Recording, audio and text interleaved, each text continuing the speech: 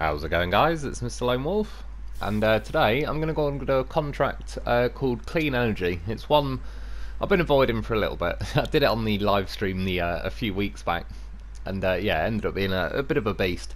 So in the end, I settled on taking the Zikz 605R. The reason why, I'll kind of show you in a minute. I originally set off with the Azov Antarctic, so I'm going to go from the garage to the trailer store where I can get 2 lots of cement and a trailer.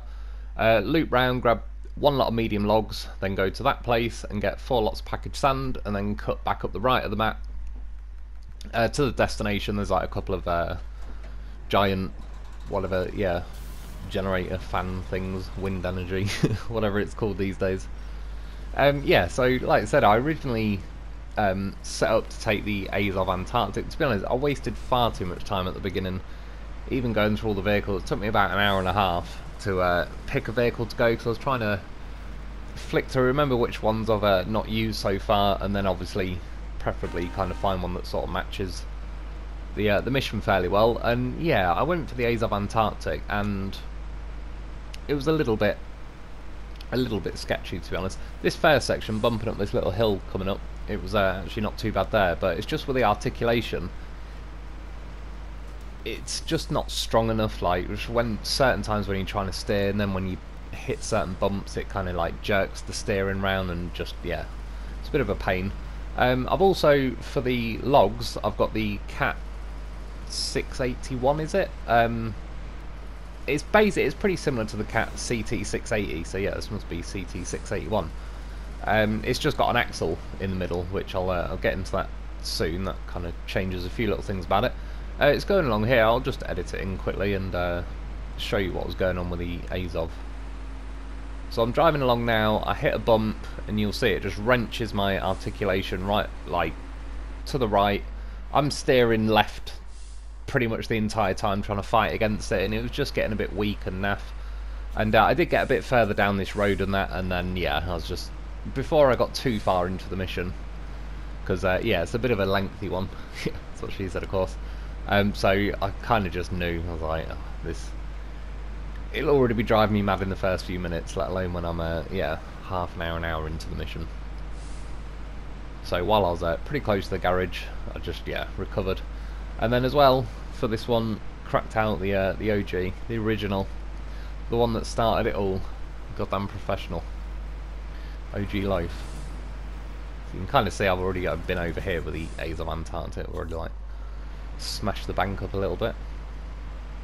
Yeah, this CT681, it's actually not too bad in some ways. In the end, I kind of wanted to pick a lighter vehicle. I'm glad I didn't now, but I nearly started this mission with the Azov Antarctic, and then I was going to tow the CT785C behind me, and yeah, thankfully I kind of had a moment of clarity and decided that would be a terrible idea. I would have potentially chanced it, but there's kind of 2 stages to this mission. So once I've got these materials all dropped off, then you've got to go and get a fan blade as well, which is on an 8-slot trailer, and it's just a bit of a pain in the arse. It's more the trailers that I'm not particularly a fan of. No pun intended. But yeah, they drive me a bit mad. So if it was only this kind of stage of the mission to do, I might have considered it. It's just more as well, once you're doing like a road train with vehicles, you tend to go a bit slower. The game just forces you to like not be able to quite go as fast as you would, and then with the Antarctic and the CT745C both being articulated and the advanced special gearbox, so they're kind of not the most rapid. To be fair, this Zikz 605R is also the advanced special. And it's funny as well, because I think this one's got 61-inch tyres, and the Antarctic had 71-inch tyres, but they have messed around with the gears and, I don't know, just like gear caps and rev caps and all sorts going on. And yeah, even though this Zikz has smaller tyres, it's probably like a similar situation that I said with my first car, where it had 17-inch alloys on it, and I reckon it just geared it up to the point that it was a complete gutless piece of crap. It was one of the slowest cars I've ever owned. Yeah, get to the trailer store bit though, grab 2 lots of cement. I could, if I wanted to now, reverse the loaf off the roof. It is like the cement sits wide enough, but he likes it up there. It's got a good view. And then, yeah, got a ramped flatbed for the packaged sand. And originally I was going to carry on towing the vehicles, but then I had a little thought, a little brainwave, just because I don't get to try this kind of situation out too often. I like it when things like that work. Just stuck a winch on that truck quickly to rotate it around so it's facing the way I need it to. Yeah, I decided to drive the Cat CT681 up onto the ramped flatbed.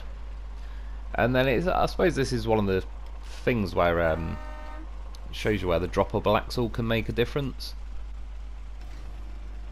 So I unpacked my loaf, but then clicked pack vehicle. It repacked the loaf, but it wouldn't pack this, and I can't remember for the life of me who it was. It was a year or two ago they told me. But yeah, the reason why was because that axle was lifted up in the air. All the wheels on that truck weren't touching the trailer, so it wouldn't let me pack it. Go into the vehicle though, lower the axle, so now they're all touching the trailer, and then as you can see there, it's got all the little, I don't know, shoe things that wedge in the way of the wheels, and yeah, it's packed on. And yeah, right now I thought it was pretty cool because, like I said, I don't get too many chances in this game to kind of run this setup, you know, legitimately without kind of going out my way just to make this kind of setup going on. And I know, well, first I've got to get the medium logs, and then in the bottom right hand corner is the packaged sand, so I don't strictly need the ramped flatbed or the room on it anyway for a little bit yet. And to be fair, at first, like again with this ramped flatbed, whether by accident or on purpose, it does feel a little bit more stable than it used to. I already knew kind of now I'm pushing my luck a bit. I mean, there's probably half the reason why I haven't really run this setup before. I've tried it out. I have put a truck on the trailer before, but I can't remember if I've done it as kind of part of a mission or just when I'm messing around. But yeah, as the trailer isn't actually being as much of a dick these days as it used to be, then it kind of worked out nice to do it. And that's as well, when I was setting off, like I said, I originally was going to bring the Cat 745C, but yeah, thankfully I decided against that. And then I just wanted to take a vehicle that was quite light, really, because kind of the lighter the better when it comes to doing like a road train for a while. As well, I suppose loading the truck onto this trailer now technically doesn't make it a road train anymore. Like, you've not got the winch connected, so it also should let my Zikz kind of travel at normal speed without just having that kind of restriction going on as well. And it was going alright in the end. I stuck it in high gear now because, yeah, the auto gears just don't quite feel like they used to, and it's bad enough in the high range gearbox as well. But this is the advanced special, and even this feels like it's a little bit iffy just keeping the power going when you're in the auto gears. But thankfully, high range saves the day. I was even looking at the the multi-purpose gearbox, but that doesn't have a high range. I just couldn't do it to myself. I was also considering the fine tune, but how slow it goes when you go in reverse and that, I just really don't like it. It's a shame as well, because I actually do like the gearbox in and of itself. I wish they made a version of it where it just didn't make it go, like, the movement of the gearbox go a lot slower when you go into reverse or the low ranges.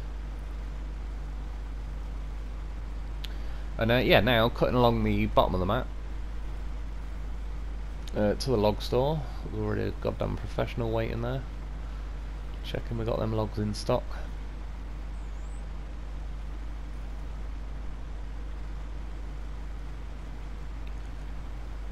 And again, in theory, I was kind of thinking, well, I could now unload the Cat CT681, just put the logs on and kind of go back to a road train.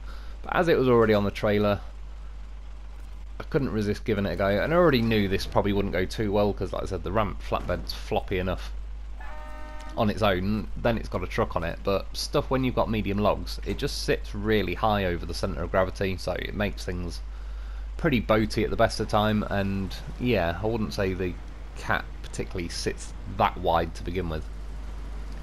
It was going nice for now, but you could already see it starting to wobble a bit. What I could have done with, really, I suppose, I don't know, because like the main thing is you bring in the cement and the packaged sand.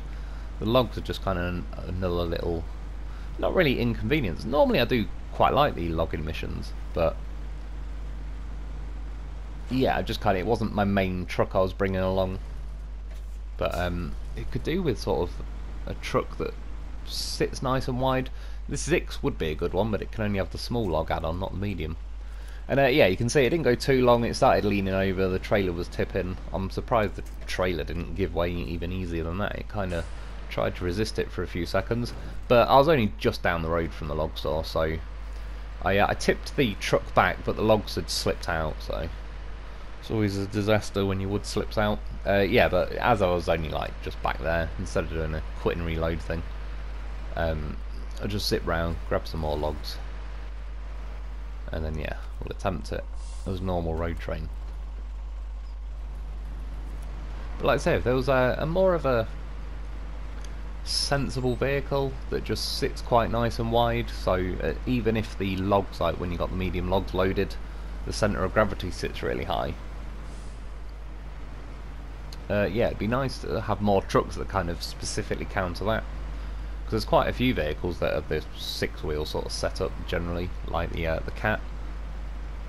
But you sort of get bitten with the same thing each time. I was nearly considering using as well that Voron D again, because I drove that the other week on a mission. And that was actually like a really nice vehicle to drive. Like I say, at the minute though, I'm just trying to sort of rotate through all the vehicles and get them done. So there's a few others I want to use. I was nearly considering using the HX520, because I personally didn't really like that vehicle when it got released in Phase 4, but I said it at the time, I do appreciate it. I think that was when they released this game on the Switch as well. So there's a lot of people that would have been available for, and they would have been starting on like Michigan maps, Black River, Smithfield Dam, all that sort of stuff. Yeah, it was a bit out of its depth in the Amur region, but in its defence, a lot of stuff was really. That's where we got this Zikz from, which, yeah, it was a good job they added that. So I've never really got a good chance to use it, so I was considering I could use that as the log truck tonight, but as I kind of thought it'd spend the majority of its time just in the background, not really being the main vehicle I'm driving, then yeah, I'll save it for another day. I just got caught on a tree. I've edited a few bits out here just to keep the video a little bit shorter, because it was getting on near a sort of 50-55 minutes without chopping a few little bits out. But yeah, just got caught on a tree there, so I drove forward, jumped in the truck, got my way around that, and again a little jump ahead, because at that point I just connected to the rail tracks, and you can still see like in the background where I set off from it. It was just a straight drive down there. After a while though, when I was my wheels are either side of the rail tracks, it was just driving really slow, so even that just one edit probably saved like a good few minutes of footage. And I ended up having a couple of issues. I quit and reloaded a few times, although that method doesn't work as well as it used to, because the game doesn't save as often as it used to. It still can be handy in there's on the other side of the coin, every now and then I do kind of, if I know I'm coming up to an awkward section, I'll just, I don't know, go make a coffee or whatever, let the game actually save at some point, and then you kind of know you've got about a 5-10 minute window of being able to kind of reset back to where you were. But yeah, at the minute I am actually towing this Cat CT681 behind me.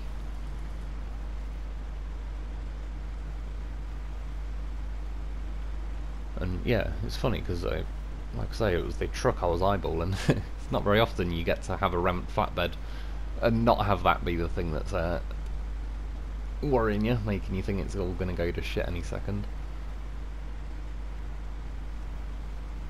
It's funny because about now I was thinking, oh, should I just disconnect them and drive, kind of just, yeah, do them separate. And thought about going wide on this section. I knew I was going to lean a bit, but the reason why I drove in the angle I did now, I'm leaning to the left, but I knew that Cat would cut in on a tighter kind of circle as I'm going around the corner. I was hoping it'd send the axles through like pretty flat and even, but no, it tipped.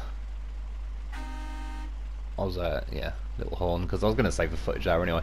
Long story short, I could have rescued it easily, like tipping it back to its wheels would be no issue, but the logs had already slid out again, and yeah, it's one of them. Maybe it could be worth bringing a vehicle that can have a log crane on it as well. But in the end, what I decided to do, even though I quit and reloaded, but I just edited the footage there to, I was at the same place where the cat just tipped in that puddle thing going on. I just decided to drive them separately in the end, because strictly speaking, if I could have just kept quitting and reloading or tipping it back to its wheels or whatever, and I mean, yeah, given enough attempts, I would have made it to the end, but it was kind of killing the vibe of the mission, and yeah, instead of kind of enjoying the drive of the Zikz and everything else, it was all just becoming about like making sure that truck doesn't tip, which it inevitably was, and it would again. I know this section of the map's pretty bumpy at the best of times. It's sort of bad enough even when you're driving the truck that's got the medium logs on it, let alone when it's right at the back behind a ramped flatbed, just being the back end of the road train. So there is a little snaky wiggly road going along here, but stop that. We'll cut it a bit finer than that.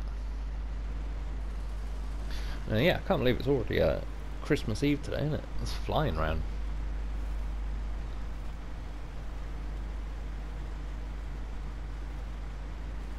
Think how many kids will be yeah, I used to like drive me mad when it was Christmas Eve as a kid. That day was a long ass day to wait, and you're staring at a tree with loads of presents under it. It's funny actually. Oh well, I've had my tree up since 2016. Well, technically before that at the old house as well. Yeah. This is the only time of year it blends in though. Don't you have a good excuse? It's funny because I was talking to my brother about this the other day, but with Christmas, like as a kid, I've sort of mentioned it before, where we used to get like Christmas catalogue magazines come through the post, and yeah, I used to absolutely love looking through them. Like, almost didn't need the actual toys themselves, just to have a big booklet full of like, it's kind of cool because someone specifically, you know, kind of picked not just Christmas themed things, but just toys that are just purely for the sakes of being toys. And yeah, I used to love flicking through them, but these days it sort of mustn't be like that for kids, because again, it was like back when I was a kid in the 90s, it was, you had stuff you had like toy stores in the main, like you'd have to go sort of into the city or whatever. Yeah, so I don't know, it was like you didn't just get to like, now you can just go online and you can go on Amazon or whatever, eBay, and there's pretty much, you can look at everything all the time, so it's kind of not as, I don't know, rare and unique as it was when I was a kid, which I prefer it like that. I'd still, to this day, if somebody posted a Christmassy magazine thing through my door, I'd be flicking through that for days. Plus I suppose a lot of stuff now is everything's like quite digital. I could imagine there's like, I don't know if this is possible, but if you get some kind of like gift card to unlock a character on Fortnite or something, that's what I think, like sort of more the genre that kids would like these days. Whereas yeah, for me there wasn't really any of that. It'd all be like quite mechanical Christmassy toys, just all sorts of, I don't know, little remote control cars and all kinds of stuff like that. It was yeah, pretty cool. Definitely do miss those days. And my brother as well, he's staying at his this time. My nephew, he's 5 this year, so he's sort of that age now where he'll actually remember it. Which yeah, right now, day before, bet he's getting out of his mind trying to wait for it. Like I said when we were kids as well, yeah, when I was with my brother one night, and he said, I'm not just like saying it to put the blame on him, but I was too young, I wouldn't have had the balls or the mischievousness to attempt this on my own. But yeah, we went and picked some Christmas presents from under the tree a couple of days early, and I think I've said it before, but yeah, he got Road Trip on VHS. Back in the day, it was a bloody good film. And then a Casino t-shirt from his mate, which Casino is like a skating company. I don't know if it was a massive company. I think the company might have originated like in the Midlands in England, so it might have just been quite popular around here.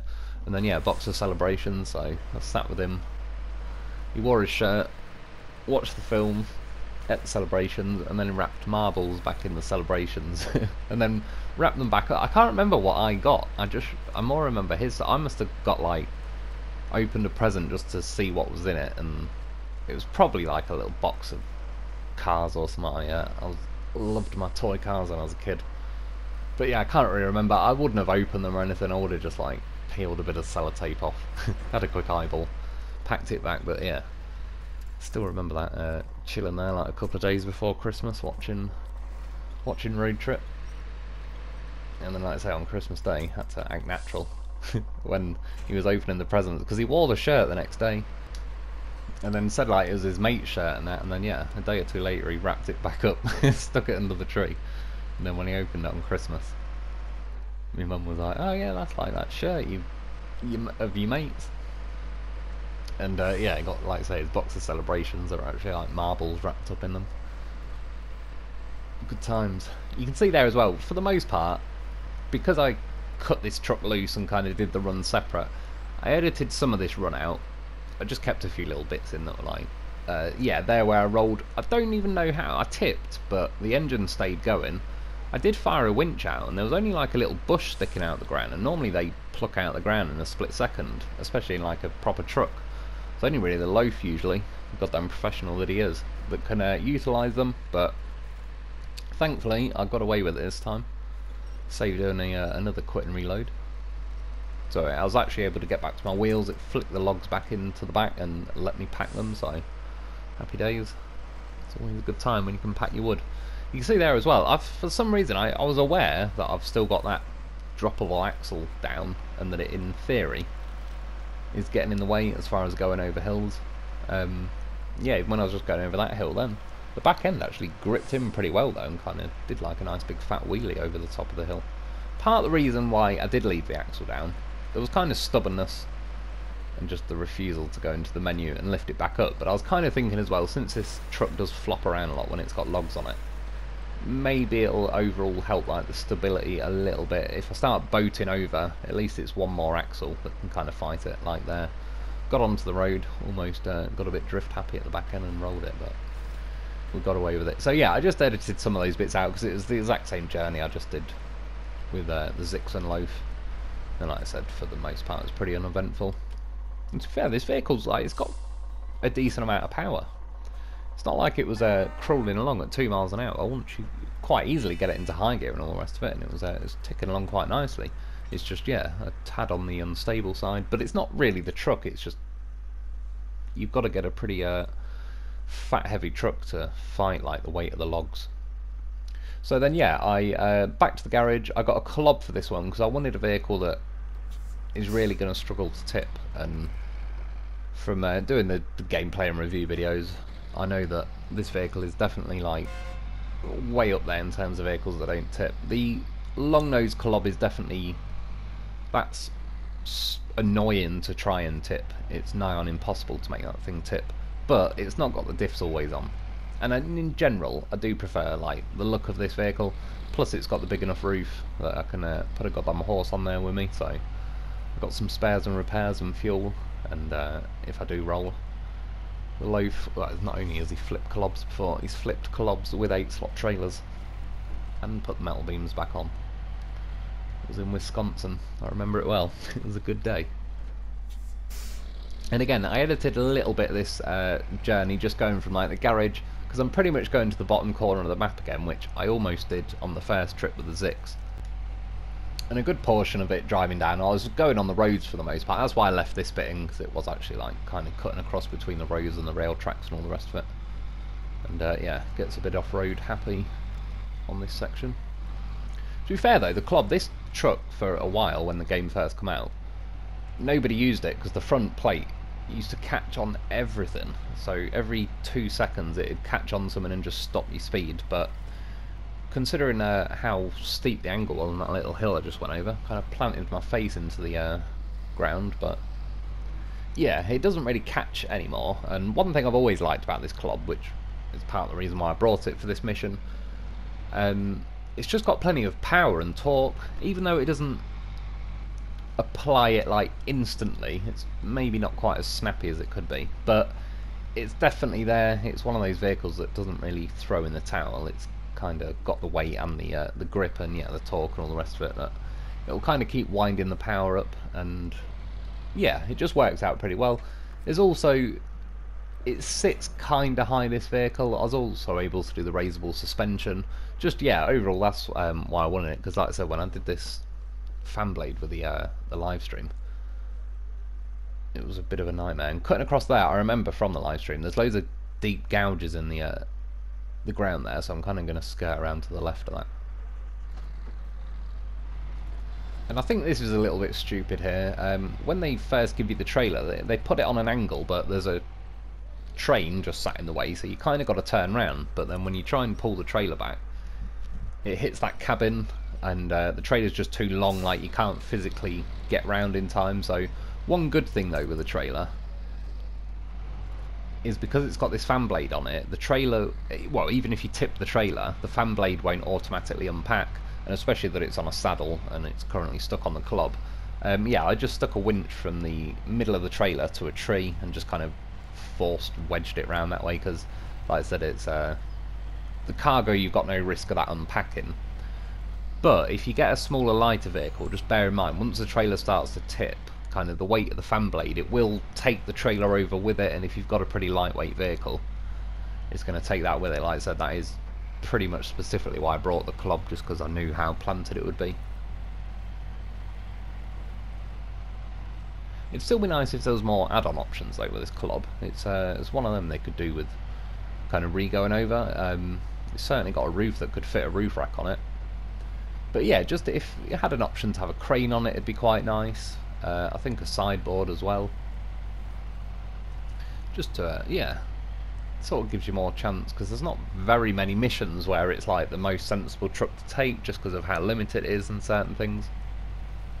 I mean, this mission, to be fair, did suit it pretty well, because I knew I needed a saddle high, which is one of the few things the Kolob can actually have. And yeah, I knew the main theme of this part of the mission will just be fighting this trailer.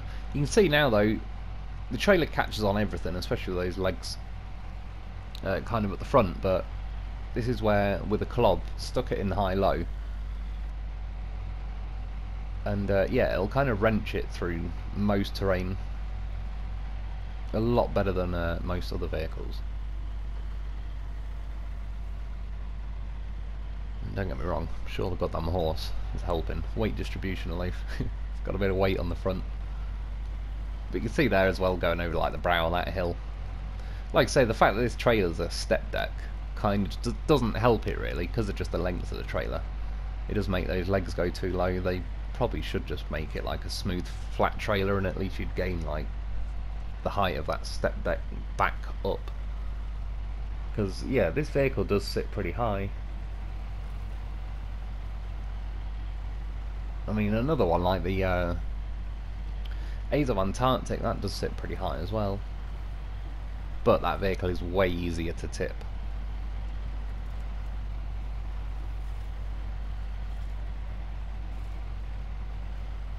And along like this sort of section, it's not too bad.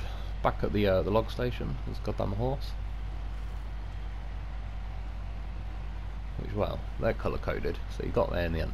I'm obviously not going to colour code when I'm taking OG Lo4f out. And I went for red in the end, I don't know. Bit of a Christmassy colour. There was red, green, and I don't know. That's about it. Well, this thing's got a custom paint job. But it's like gold chains. I don't hate it, but it's a little bit, I don't know. Probably not my first choice of paint jobs.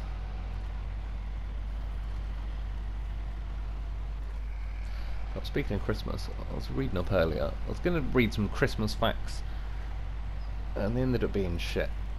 I was disappointed. Apart from one, it was apparently in World War II, when the Nazis invaded Russia. They obviously thought it'd go pretty smoothly and they'd get it done in the summer, but it didn't happen that way. The Russians dug in or whatever, and then it went on to like winter.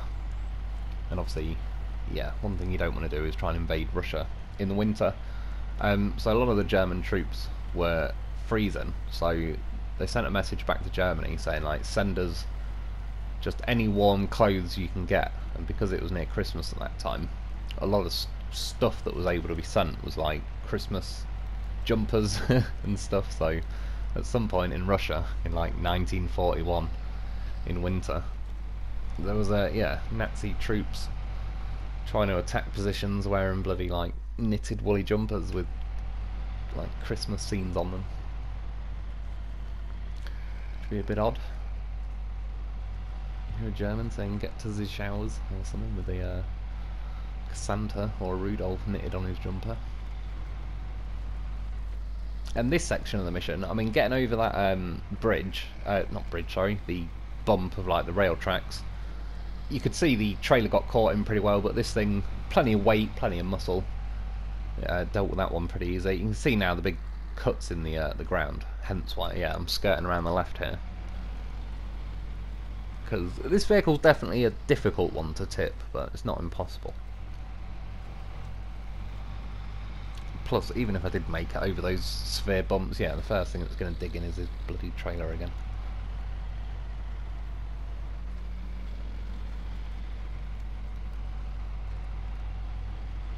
Which we made it over that section. That bit me quite a bit, if I remember correctly, when I attempted this mission.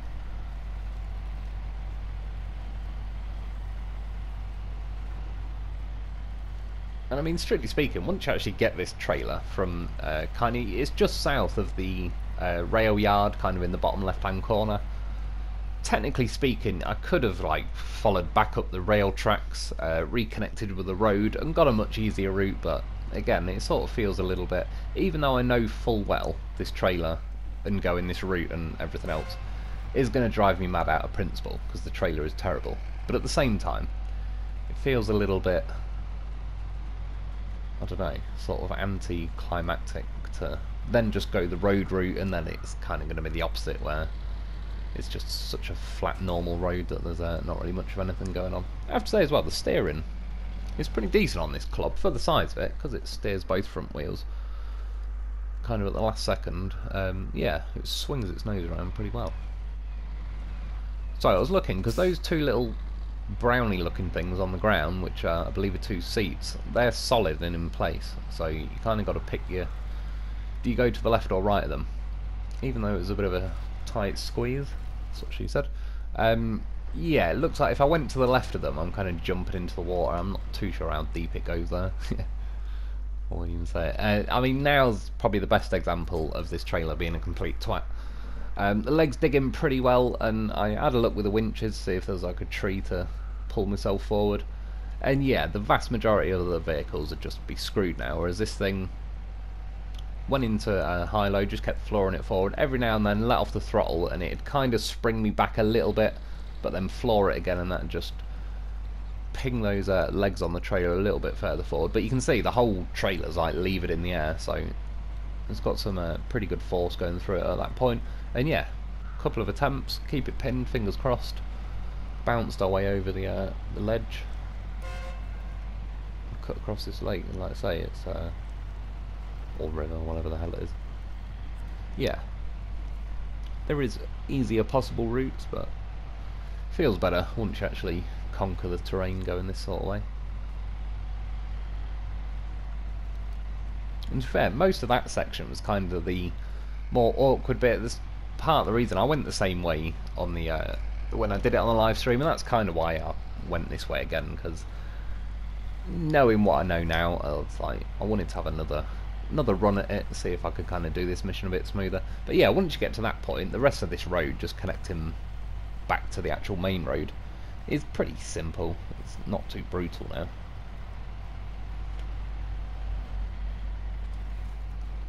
Again, with that trailer, you can see how much it catches.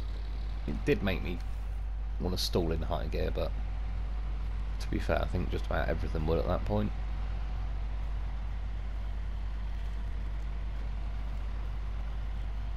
Oh yeah, and as well, I remember, I will be doing a live stream tomorrow, or 99% likely, unless I wake up with a migraine or something, but I'm feeling alright. I actually slept like shit last night, so I feel pretty exhausted and tired now. Which is good news though, because that means I should get a pretty nice sleep, relatively speaking. So, it probably won't be the longest live stream. it'll end up being Christmas morning, and then yeah, I'm gonna attempt, if I can, to go to bed a little bit earlier, and then pop round my parents on sort of Christmas Day afternoon. Gonna have something to eat, chill with them for a bit, and yeah, it was one of the first years really that, for a good old while, with various nieces and nephews and all the rest of it, that there's not going to be any kids really, so it's going to be more of a chilled adult Christmas, which I'm kind of, yeah, will be nice. Nothing against kids, it's obviously enjoyable for them. But yeah, my brother's staying at his place this year, so, which again is like, yeah, because I remember as a kid, quite often our grandparents would come round, so they'd sort of say, oh, you know, wait before you open the presents until we get there. But then they wouldn't even get up until like 10, 11, 12. And yeah, we're there for like, you know, pretty much awake all night, but from like 5, 6 in the morning, just waiting, staring at presents, like, come on, hurry up and get round there. So, yeah, for my nephew, it's, you can have like the normal Christmas, wake up, go mad, go fly into the tree, and start unwrapping stuff, instead of, you know, getting told, oh, I'll wait until we're all over, or if he comes over here, and all that sort of stuff. Just imagine how many presents we're getting ripped open this time tomorrow.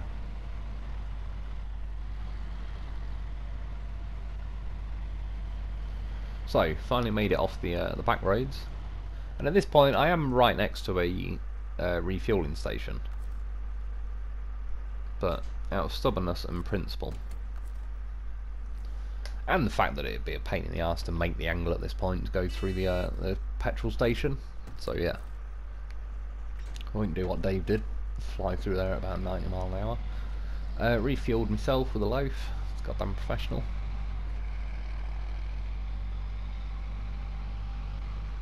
As far as damage goes, not really taken a lot at all.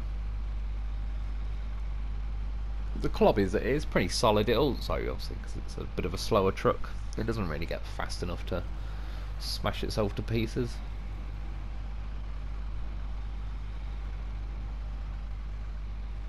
And you can see now, I mean, it's nice. I don't mind it in little blasts, to use a few of the road sections. Helps keep the video a little bit shorter, but yeah, if I was just driving like on these roads the whole way, it's a little bit, feels a little bit sort of not in the spirit of the game. But again, that's not for anyone who's thinking of using the roads. Yeah, don't let that put you off. All it takes is this game driving me mad for a little bit, and I'm vastly in favour of roads at that point.